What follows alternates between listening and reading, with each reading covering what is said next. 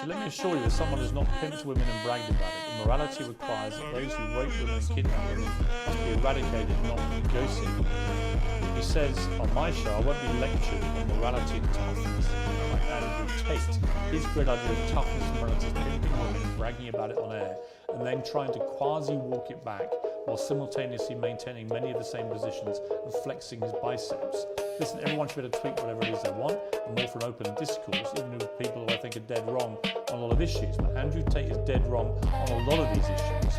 And the particularly ridiculous posturing about being yes, you're very tough and you want people to make peace with terrorists who just murdered their children, very, very tough. What do you say to that? So Ben is a warmonger.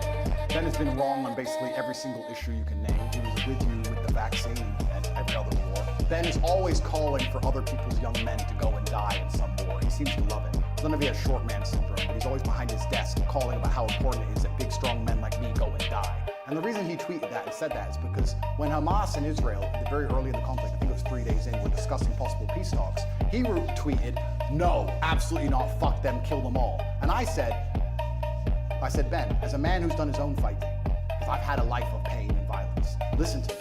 Peace is always worth a conversation. What I said is that we should always be prepared to at least discuss peace. He, because he's a warmonger, said, no, peace is not worth a conversation. You're this, you're that, da-da. Because he's always sitting behind his desk. He must have a booster chair, and he's always running his mouth trying to invoke violence and call for war. And I find it kind of hypocritical because a man who's so small he would die if he was slapped on the street, sitting behind a desk and screaming for other people to be annihilated, I think is kind of, it's worse than hypocritical. I believe... It's insane. I believe if he was sitting here listening to this, he would say that what he's screaming for is for Jewish people in Israel to be able to defend themselves. And he's a Jewish man. All Ben does is call for war. And I agree.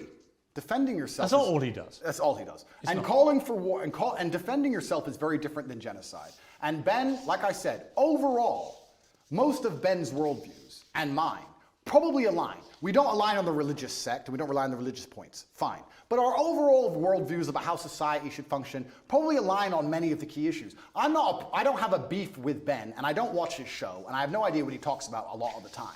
But what I do know is that every time I turn it on, he's calling for someone else's son to go and die in a ditch somewhere for his interests. And I don't like people who are not advocates for peace. Blessed are the peacemakers, said Candace, who is far more intelligent than Ben will ever be. And she is completely right.